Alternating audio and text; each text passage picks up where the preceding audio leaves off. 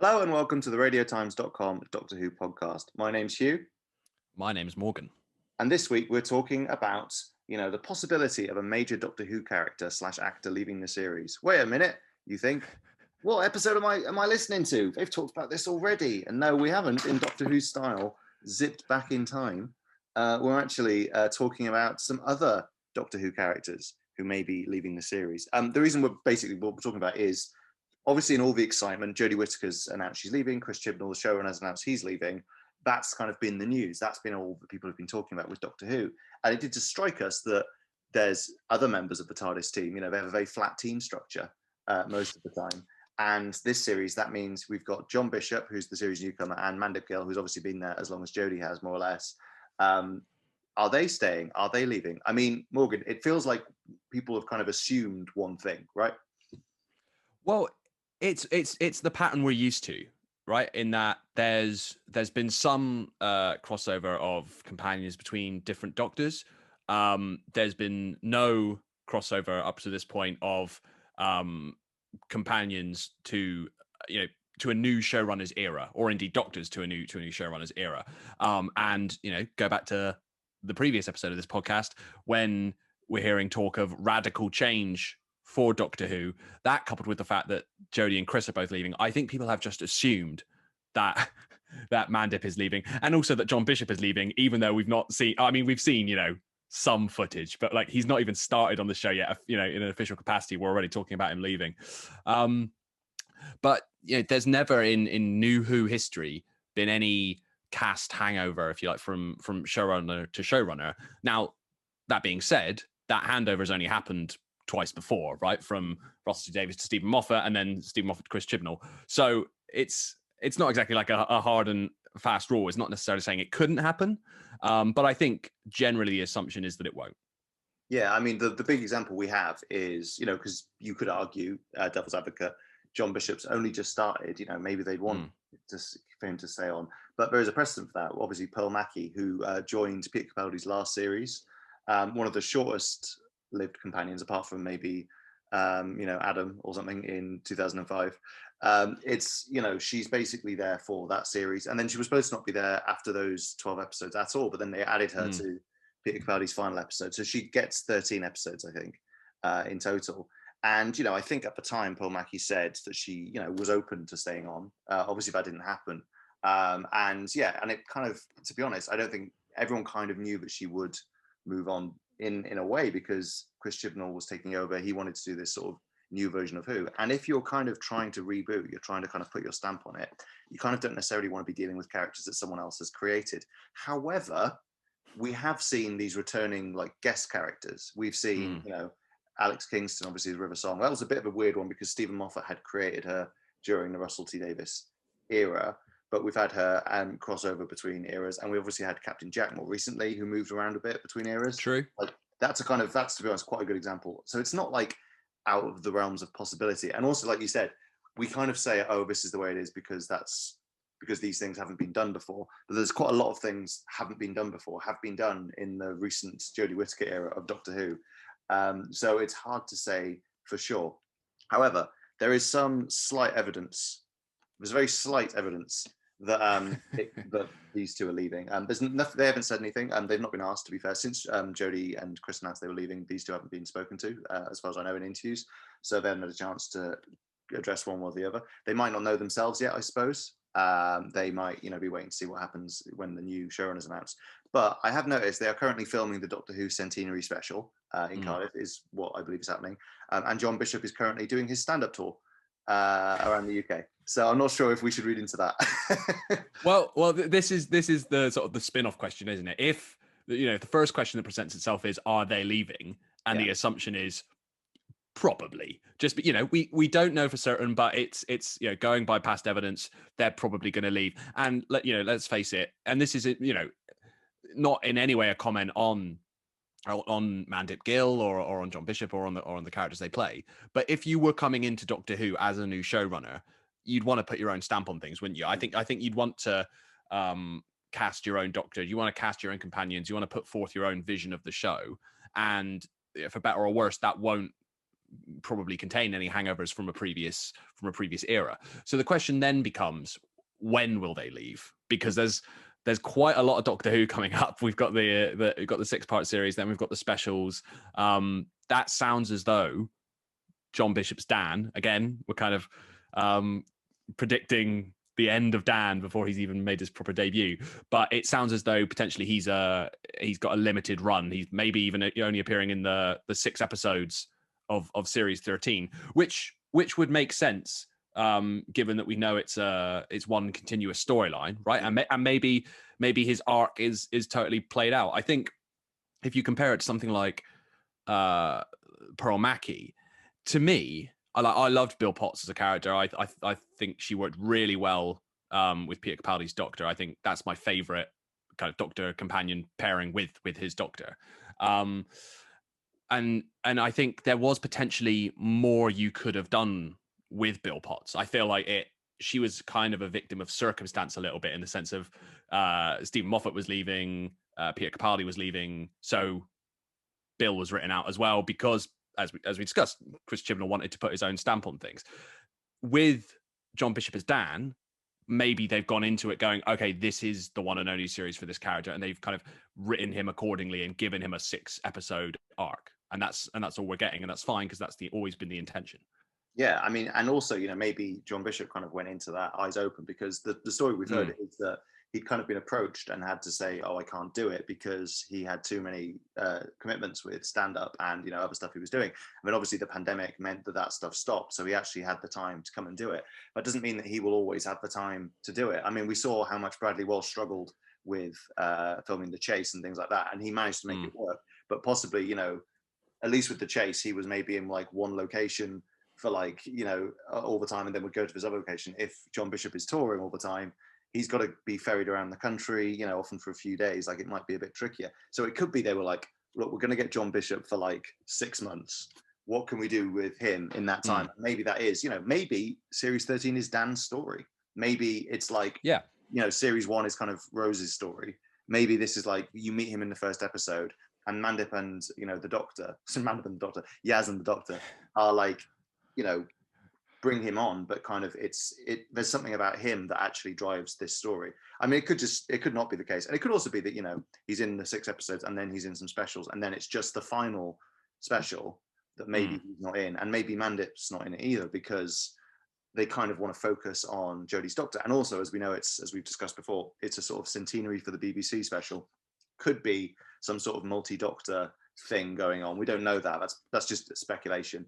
But if they're doing that, it might be that they thought it would be easier to let them have the kind of emotional goodbye to the companions, and then kind of have Jodie have her big emotional farewell. Kind of similarly, it was a bit different with Pearl Mackie, because she did come back again, but Peter Capaldi's Doctor kind of got to say goodbye to her and Matt Lucas's Nardole in The Doctor Falls. And then they were again in that final episode, but in a much smaller capacity. And so that could be kind of more about him.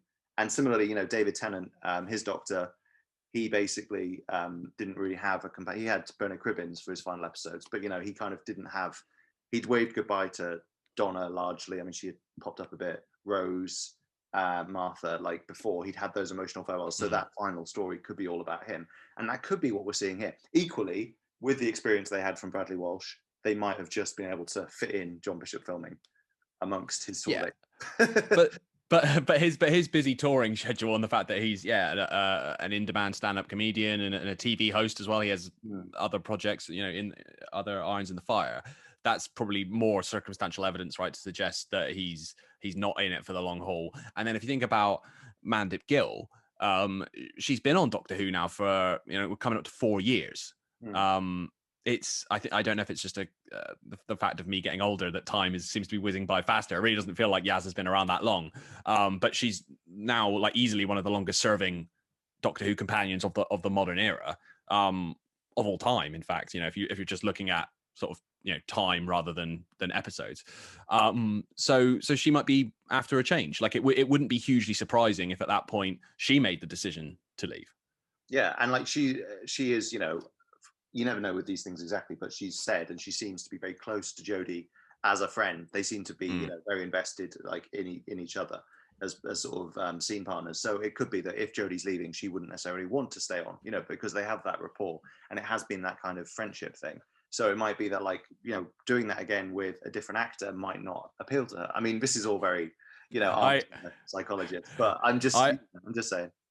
I like the idea that one after one, everyone sort of handed in their resignation to the BBC with the same line. They're like, I can't imagine working with another Doctor, so I'm not going to. And then Chris walked out and Mandip was like, I can't imagine working with another Doctor. Everyone was just so, yeah. I mean, who knows? Potentially, that could have been how it played out. It could have been. I mean, it's a funny thing, but like there is, I guess, some truth in the fact of like, you kind of might think, you know what, this has been my team. This has been my like era. Yeah. I kind of don't want to stick around. And also, like you said, one of the things Jodie Whittaker has said about leaving is just that she, is looking forward to doing some other roles and taking on some other things. And that's natural for anybody. I mean, Bradley Walsh kept on with doing some other stuff. As soon as he left Doctor Who, he booked in another acting role in the Larkins, right? The Darling Gods of May reboot. And, Tosin Cole went off to do something in some courtroom drama in America. And so, whereas Jodie and Mandip's done a few little things here and there, but for the most part, it's been Doctor Who, and Jodie Whittaker has solely done Doctor Who. And so it could be that, like you say, they kind of want to try something new. Equally, as we said, it could be that Mandip seems to love Doctor Who. She does all the Doctor Who stuff. And it might be that the BBC want to keep someone around for a little bit of that continuity to kind of reassure fans that, there's not going to be some sort of big break, that, there is a thing. And even if you were rebooting Doctor Who, there's arguably a version of that where you don't just do like, oh, here's the Doctor meeting someone and da-da-da. You could introduce it in terms of like, here's the Doctor with this person that already knows them. And then you kind of have that partnership and then, do it like that. I mean, I don't think that's necessarily what they would do, but it's possible. I mean, I mean, we seem to have really kind of RIP Dan in this discussion.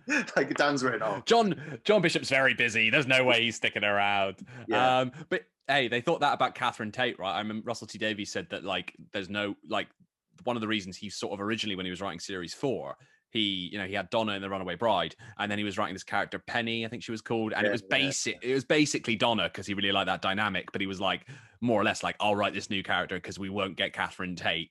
So it'll be this kind of Donna-esque character, and then Catherine Tate signed up for 13 episodes. So you never know what people might do. People really like it. Like people do it because of kind of they love the show and they love being able to connect with younger audiences and stuff. Incidentally, Penny is in that episode in the end, isn't she?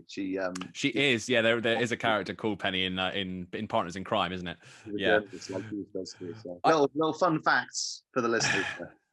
I think it would be, even though we've maybe we're saying it seems like Yaz will be written out, that Mandip Gill will leave alongside Jodie. I think there is definitely mileage in, we have seen it once or twice in Modern Who, Rose from 9 to 10 and Clara from 11 to 12.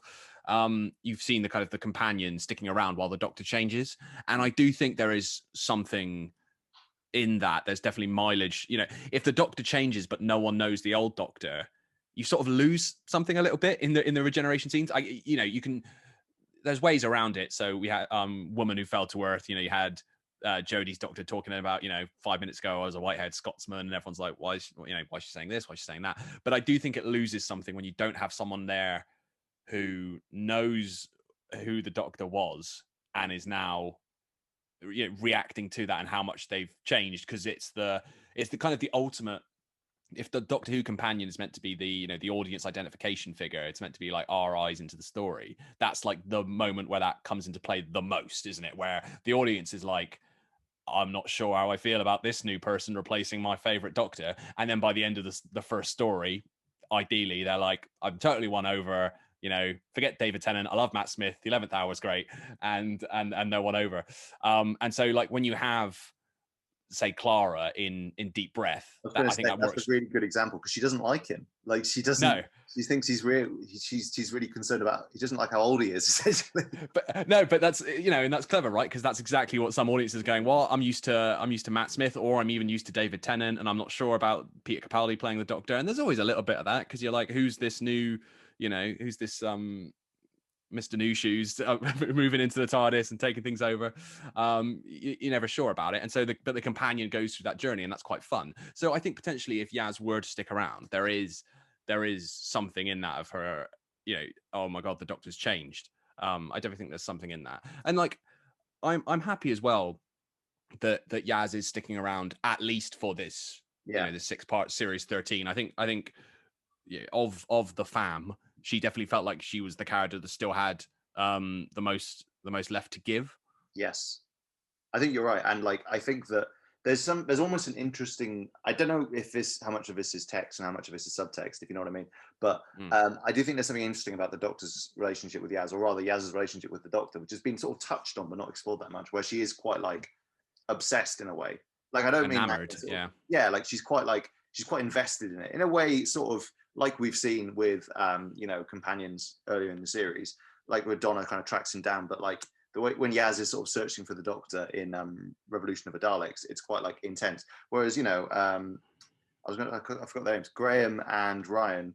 Didn't see that. I've forgotten their names. How quickly we forget. I know. I was going to say Bradley and Tosin. I don't know. They did seem bothered, but no, Graham and Ryan seemed a bit like they could take it or leave it. You know what I mean? The whole time. Yeah. Kind of, oh, here we go again. Whereas Yaz kind of had the kind of wide-eyed thing. So I feel like, but anyway, because of that, because she has this really strong, close friendship with this Doctor, you kind of wonder. I feel like she could react quite badly to the Doctor changing. Like that could be like quite traumatic for her. And I think there's some really good moments. Like you mentioned the Clara deep breath thing is a really good example. And also in the Christmas Invasion, there's a bit where Rose like cries because like, you know, the Ninth Doctor has gone and left her with this guy who just sleeps all the time, essentially. Yeah. Like he left me, you know, that kind of thing. Yeah, no, I, it's a slightly controversial moment in Deep Breath, and some people like it and some people don't. But I like the scene where the 11th Doctor calls Clara. You kind of has to walk the audience through it and be like, listen, guys, hi there, it's your old pal Matt Smith. Just let you know, it's fine. He gets my personal approval. yeah, he's there to rubber stamp it. I like that scene. I think it's clever, and I like how it's through that conversation that Clara realizes, you know, and they're saying, you know, is that the Doctor? Is that the Doctor? And she then realizes it's the same person. I think that's nice. But you're right in the sense of when you have those companions who are so invested in a Doctor, who love traveling with the Doctor so much, and like Rose is an example, and now Yaz is an example. You kind of write yourself into a corner a little bit of why would they leave? Yeah. And with Rose, it's like, you know, it's literally like, I love you, Doctor. We're the best together, and I'm going to stay on the TARDIS forever and ever and ever. And it's like, well, we have to literally lock you in another world, and you can't get out ever, except until you do. But you know, you can't ever get out, or because that's the only way. We have to literally like tear you apart, and that's the only way it can do it. It's like, and so we're slightly less sad. Yeah, exactly. Well, no, but it is. It's like, do you kill them? You know, or you have to lock them away? There has to be something definitive to stop them traveling with the Doctor. And the same with Yaz, who, as you said, in Revolution of the Daleks, went to such lengths to track the Doctor down again. It would feel slightly odd if she is leaving. If at the end of series 13 or in the centenary special, whenever it is, or the New Year's Day special, if she just goes, actually, after a little bit more, I'm done. Yeah. And I want to leave. Like, it raises the question, if Yaz is leaving, how will Yaz leave? Yeah, I mean, it could be something quite tragic. You worry, because we haven't really had that for a little while. We've had people leaving quite sort of, for one reason or another, fairly like cheerfully for quite a long time. I mean, they sort of tend to, you know, I mean, the trend has been that they become the Doctor, but in a different kind of sphere. You know, like Bill kind of goes off to fly around the universe, you know, as a star lady. And Graham and Ryan just sort of do Torchwood via Ryanair. You know what I mean? Like they just kind of go around to, you know, trolls, so the locals are saying, you know, try and take those things out. So I'm kind of interested to see what they would do with Yaz, because I mean, the thing that people did say was, you know, Yaz would be a great, you know, candidate for something like Torchwood if they ever brought Torchwood back. But you kind of like, but then why would she go for that if the Doctor's still there? So you kind of think they have to have a reason that Yaz wouldn't go back. Like, it feels like she wouldn't give it up unless something happens that we don't know about. You know, there could be a really big character shift. It could be something happens to her that she kind of needs to process. It could be that whatever she's looking for in this relationship with the Doctor, the show will at least present that she finds it, even if we, you know, might think she'd want to still carry on traveling. It might be that she finds something that kind of is enough for her to go back to, or she gets trapped in an exploding star, but where she lives in a hologram of the normal life. So she does a nice time. Just it's so sad sometimes. Yeah, it's like one of those Doctor Who fake out deaths, like it's like death. like Clara. It's like death, but don't worry, kids. They can still death, but don't worry, kids. Which is what happens to Clara and what happens to Bill. I mean, I think like we were saying with Dan, we've not seen enough of him to we've speculate about. We've seen him turn around once. Yeah, and we've seen him, flying down a tube. That's true. You're right. But we've not really even seen where he ends up. So where he starts off, rather. So we can't speculate about where he'd end up. And like we say, it could be that series 13 or even the specials are telling one through line, one story, and so that'll dictate where he ends up. But we do know where Yaz is at the moment, and it's clearly very like pro staying on the TARDIS, pro staying with the Doctor. Literally, the last thing we saw her do was decide not to leave. You know what I mean? So now it's like, what if she is leaving relatively soon? What will cause that to happen? I think that's a really like big and interesting question. Yeah, and I'm interested to see what happens and whether we see it in this 6-part series, whether we see it in the specials. We don't really know what the story is. Like, it seems like, Yaz and Dan are going to be around for at least some of the specials, but it's a bit unclear. We don't really know what's been filmed when and in what order, and who was around on set and who wasn't. The John Bishop thing at the moment is a bit of a, that's a bit of possibly a clue, his touring thing, but maybe it's not. Maybe he just is out for a week and will they film some scenes with other characters and then he'll be back to film a scene on his own. We just don't know. But yeah, it's interesting. I do still feel like, by default, by the fact that Jodie wants to leave and the fact that Chris wants to leave, I think whether these characters could have stayed on longer, I think they probably now won't, just by kind of, luck. So it's possible that John Bishop and Mandip Gill would have, been happy to stay on a bit longer themselves. But, equally, they might be fine with leaving. But, as in they could have stayed on, but now probably won't, because it's just the direction the show's going in. And especially if, there's these rumors of like a gap and stuff, and then another kind of mini reboot in a few years. I mean, we again don't know if that's true. This is the classic thing of this podcast. We don't know if that's true. Let's just sort of assume it is for a while, and then we'll say at the end, but we don't know if it's true. We genuinely, we know so little that it's kind of hard to speculate about this stuff. But still, I feel like it's not too risky to say that. It seems pretty likely that, Yaz and Dan's days are numbered. The companion, as I was saying before, the companion changeover has not happened at any point when we've changed showrunners. Yeah. Right. And that's the point at which it would have been far easier to do it, presumably. Like if they're so kind of hand in glove, or they've been so hand in glove so far, the showrunner kind of changeovers, to the extent that Russell T Davies, wrote The End of Time Part 2 up until the point of the regeneration, at which point Stephen Moffat wrote Matt Smith's first lines. And again, Stephen Moffat wrote all of Peter Capaldi's dialogue, then stopped. Chris Chibnall jumped in. It doesn't feel like, at the moment, as we talked about in the previous episode of the podcast, doesn't feel like it's going to be as kind of, not necessarily as smooth a transition, but like it certainly feels like, for all the reasons we talked about last time, like there could be some kind of pause, some kind of hiatus.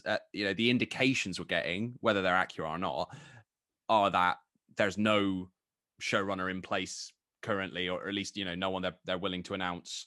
All of which suggests to me that it's even less likely, rather, that a companion will stick around. You know what I mean? If it didn't happen when there was that kind of closeness, then it's not going to happen now. Exactly, it's even less likely to happen now. Like, and if Doctor Who does go on hiatus, I don't think it will happen in such a way that Jodie Whittaker regenerates while Mandip Gill stands, agape, and then the show just doesn't come back for 5 years or whatever it may be, 3, 4, 5, whatever it may be. That seems pretty unlikely, right? So, I mean, yeah, I think if I were a betting man, that's where I'd be putting my money. Okay, so here's my theory. I've come up with a theory. My theory, which I think ties everything together. The possible hiatus, Yaz not wanting to travel with the Doctor anymore. It's basically Sherlock, Reichenbach full. So you have basically Dan's already gone off for whatever reason, and then Mandip, Yaz, and the Doctor have their final adventure, and the Doctor kind of in a final push is like seemingly killed, like buried by rubble or whatever. And and then Yaz is like heartbroken. You cut to like a year later. Maybe we saw a little glow out of the rubble, who knows? And then she's like at some sort of alien memorial or something like that, sort of saying, Doctor, I've waited, but I need to move on with my life. It's time for me to kind of, you know, to save a few worlds myself. And she walks off, and we, like, in the foreground, there's like a sort of, there's a figure who we don't see, who then kind of walks off, and we never see them, but they were watching Yaz from afar. So then it's like, oh, was that the Doctor? Did the Doctor die? Did the Doctor maybe survive? And has decided that Yaz needs this kind of moment of growth. You know, it kind of all works. It's a bit cruel. But... Well, you know, it raises the question as well of why didn't the Doctor just tell Yaz that she was alive? Why did she time travel? I don't want my fake episodes critiqued. We just critique the real ones. Well, I was going to say, but then again, I still don't fully understand why the 11th Doctor didn't just go back and get Amy and Rory from the past. Oh, so honestly, that was drives me. I mean, let's not get into that. It's like, it's genuinely, that's the thing that bothers me so often. It's impossible to go to 1930 whatever because of these time spikes. Like, but it would be totally impossible for them to go in New York. Totally impossible for them to get a boat to another country and meet you there, or for you to go like a year later. Anyway, that's one of the. It's almost like Doctor Who's time travel rules don't make sense. Yeah. Anyway, that is another great example of the like fake death that isn't a death. They're okay, really.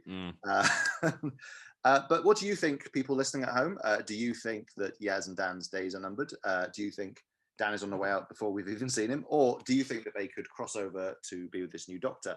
Let us know your thoughts and what you think the characters could see in their exits, or how they could exit, rather, in the comments below on YouTube, or you can tweet us at Radio Times. We always enjoy your comments, so please let us know what you think.